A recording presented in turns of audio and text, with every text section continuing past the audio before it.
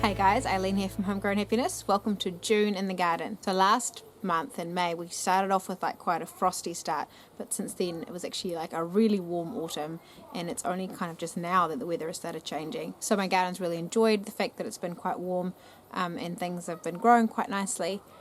So I'm just going to show you what's been happening in the garden and a couple of jobs that I've done. So like I said before, things have actually been growing really well. Things are getting nice and big. I've got some carrots.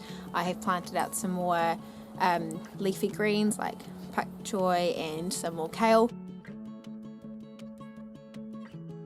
My tomatillos still aren't ready. I'm harvesting maybe 2 or 3 at a time.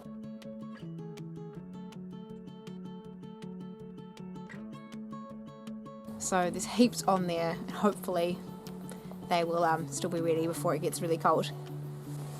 This area of my garden is kind of like my mix of things. I've got lettuces and mustards and leeks and some cabbages and just lots of random things put in here. Got my peas growing up this trellis, and I've got more planted to come because one can never have too many peas, and every year I think I plant enough and I don't. Got some brassicas here, just that cauliflower and that perennial white broccoli. And here is my regular broccoli looking weird as always. My broccoli struggles to find sun, so it always gets very tall and thin as opposed to nice whiteheads, but tastes delicious anyway. And we eat the leaves, and then we eat the main head obviously, and once that's lopped off, little side shoots will start sprouting so we can get way more bang for our buck.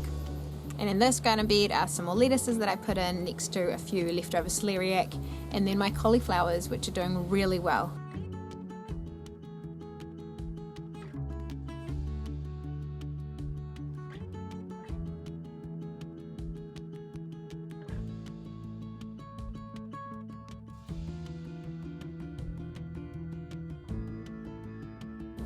And I've got some more cauliflower here. I've got cauliflower actually all over the garden.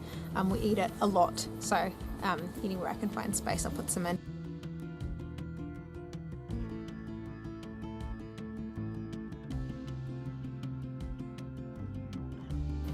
And this is my garlic. So that was planted early April, and it's all come up really nicely, and I'm fingers crossed it doesn't get rust. Probably will, but one can only hope. And then a few weeks ago I put up a video of another little garden bed I prepared, and in that one I'm actually going to plant some more garlic on the traditional shortest day, like the 21st of June I think it is, winter solstice, and then that one is going to be just a test to see which one does better, the one that I plant on the traditional shortest day or the one that I planted early. And in this bed, this one is empty except for the asparagus, and I have put some broad beans in there. And then one of this month's jobs was to cut back the asparagus because they are going brown, and that means that they're not actually feeding the roots underneath anymore. They're kind of done, so chop them back and then mulch it really well, and then new asparagus shoots will come through in spring. This asparagus I sowed from seed in October 2017, so it's coming up to 2 years this October. So I won't be harvesting it for a little while longer. Asparagus is for the patient. So to mulch the asparagus, I've got some pea straw, and then I actually also used some of this artichoke that some of the leaves blew down in the storm we've just had, so I just thought I'd chop those up and add them as well.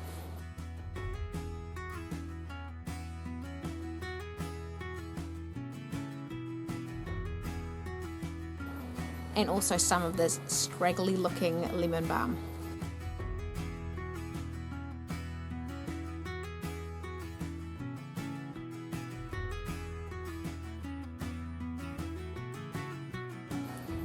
My next job is to harvest my Yacon. So this is like an underground tuber that's really sweet and crispy, a little bit like sweet apple mixed with celery, really, really juicy. So one plant can make a pretty decent amount of Yacon.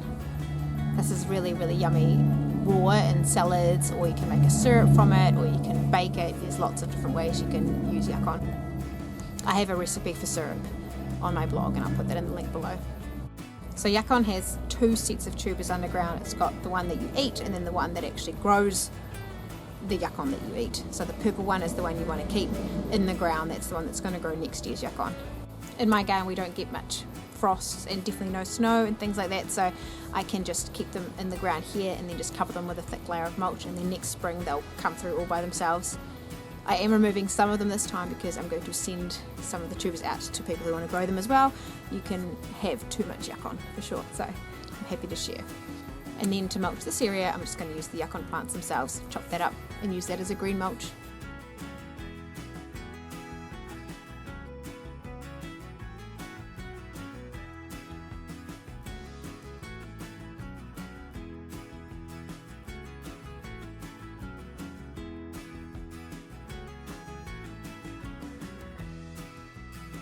Now I want to talk about compost. So I'm going to actually do a separate video on compost at some point.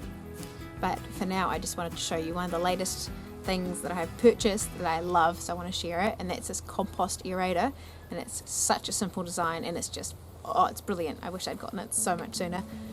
All you do is you just kind of twist it into the compost, and then you pull it up, and then it turns it without having to like dig or turn it over with a pitchfork or anything like that. It's just so much easier.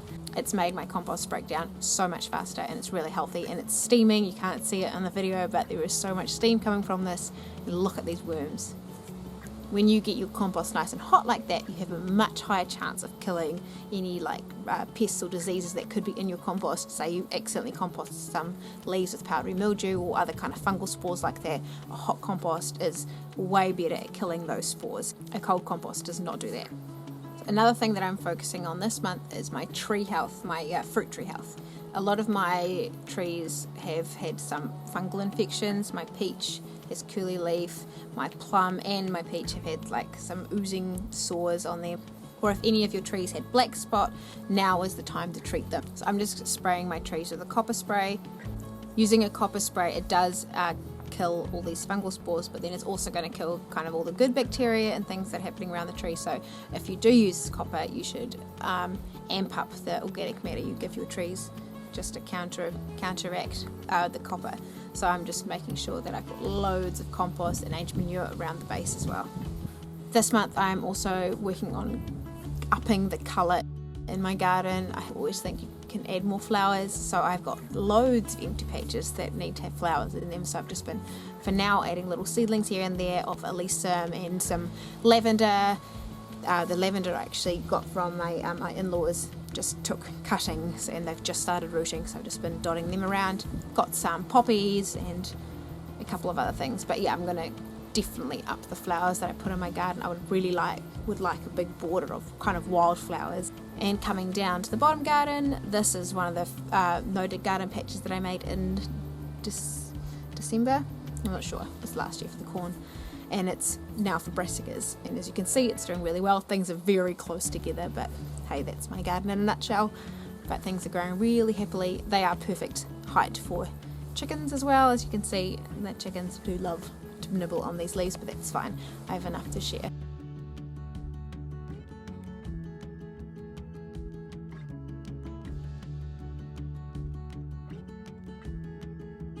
And here are my yams, and so I planted those in washing machine barrels. That's because yams are quite invasive. Like if you put them in your garden and you don't have much space, they kind of stay in there forever and they'll find their way and grow everywhere. Anytime you leave one little yam behind, that'll grow and become its own plant the following year.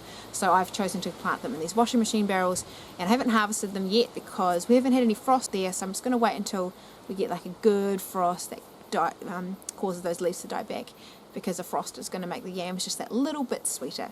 Then coming into the front garden, so this is the no dig patch that I put a video up on last month. I am going to do a follow-up video on this when I plant the garlic, so that won't be until after 21st of June, just to talk about how I maintain a no dig garden bed like this, because once you have made it, you do need to keep adding on organic matter, but I will talk about that next video.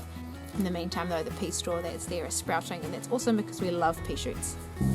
So for the rest of this month, I am going to re-mulch when I need to. I'm going to make sure my plants are fed. I'll be using liquid feeds.